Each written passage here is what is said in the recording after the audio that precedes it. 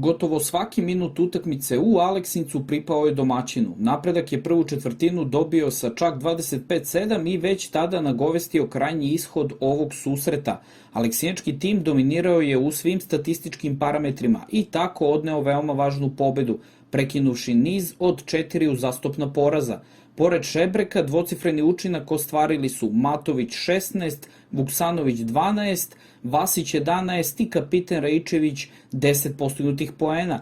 Najbolji kod protivnika bio je Borko Đorđević sa 13 poena i 11 uhvaćenih lopti. Jedina loša stvar po napredak na ovom meču desila se u prvom poluvremenu. Prilikom jednog od kontranapada domaćeg tima povredu je doživeo Đorđe Đokić. Ozbiljnost njegove povrede kao i koliko će odsustvovati sa terena biće poznato narednih dana. Bila je ovo druga napredkova pobeda u dosadašnjem toku sezone i ove subote tim Slaviše Bogavca igraće na svom terenu, kada će ugostiti ekipu Borca iz Zemuna. Zemunci se nalaze na trećoj poziciji na tabeli sa učinkom od 4 pobede i 3 poraza.